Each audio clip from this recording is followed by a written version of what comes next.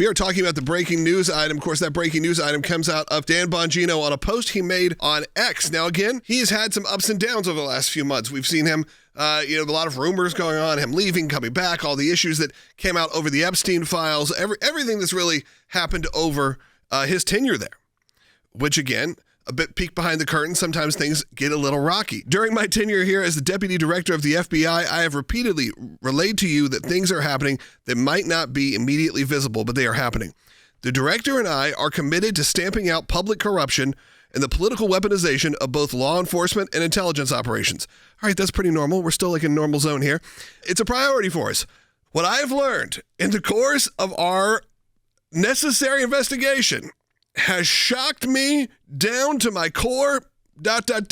I'll never be the same after learning what I've learned. And this is coming from Dan Bongino, a guy who has talked the talk for a very long time. That's right. It's not as if Dan Bongino hadn't been concerned about corruption within the government for years. He's known about it. He's known about it. So when he gets in there and starts doing an investigation of these things, and we should note, I actually love that he's saying these things you're not going to see right away because they're doing it the right way. They're doing it by the book so that if there is accountability that can be had, that is within statute of limitations, things like that, they can actually get it done instead of ruining the investigation by just telling everything that's going on. But the fact that what you brought up, he has been talking about and pushing this type of stuff for a long time. If it's shocking him, I mean, no wonder that they wanted to keep these things silent. Now, once again, I start saying it like the treason comments from Tulsi Gabbard last week. You kind of have to pay these off now.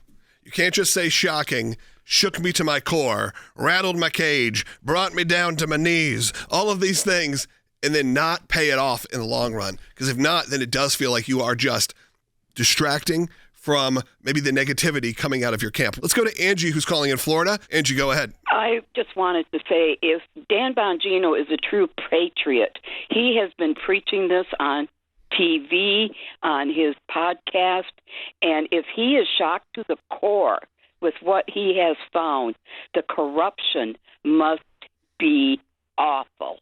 Yeah, I mean, and we as other patriots need to recognize that and give them the time to do the right investigation and get these people out of our government. Yeah, I mean, I think a lot of people see that comment. Again, we brought it up in the last segment. When you hear those words coming from this guy who has spent the last 4 years, 5 years, whether it was on his Fox News show, his social media show on Rumble, being a pretty straightforward, like you said, patriotic guy who also is not afraid to run from controversy or to run from conspiracy even. When he starts throwing out these comments, like I said, he better be able to back him up because his commentary of his historical brand, if you will, says he needs to be able to do that. Well, and I think I look at this two different ways, right?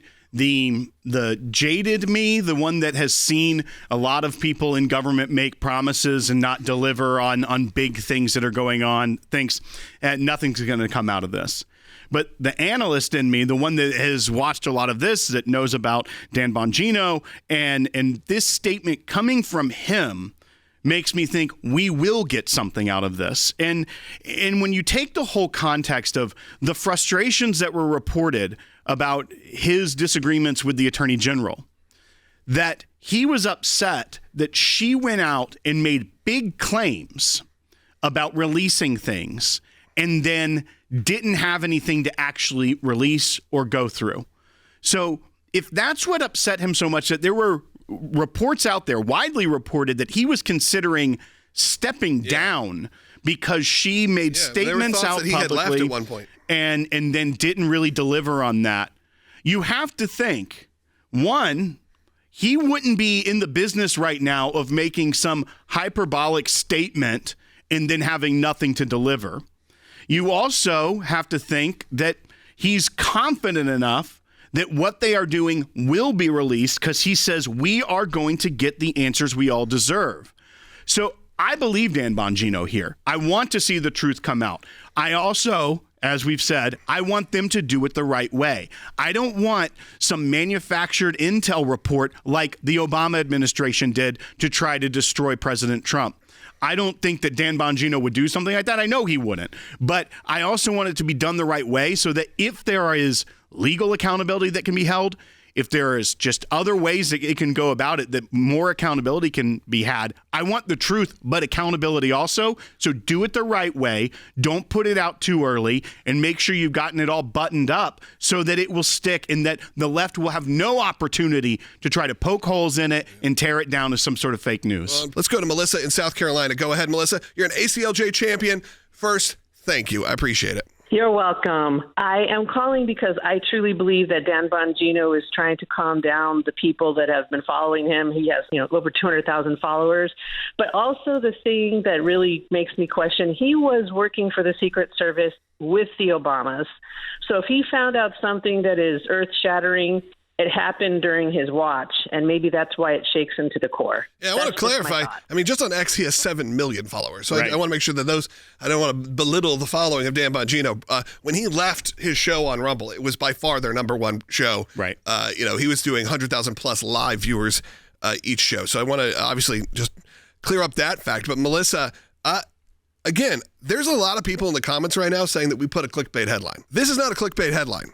Because Dan Bongino, to summarize, went on X and said, what I've learned in the course of our properly predicted and necessary investigations into these aforementioned matters has shocked me down to my core. We cannot run a republic like this.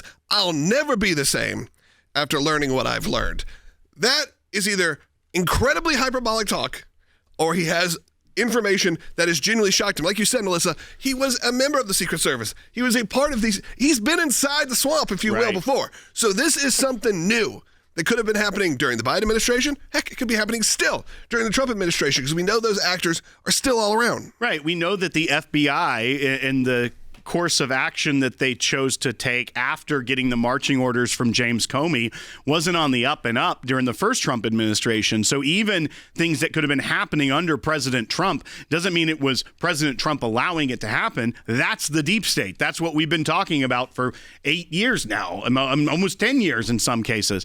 So you have to look at it from one, the knowledge he has and the things he's already talked about. If he's making a statement that bold, he believes that this is earth-shattering, as well as the reports that he was upset with the Attorney General with the way that she rolled out stuff on the Jeffrey Epstein case and then didn't really have anything to give, was damaging to the reputation of the FBI and the Department of Justice. That upset him to the point there were reports he was considering resigning.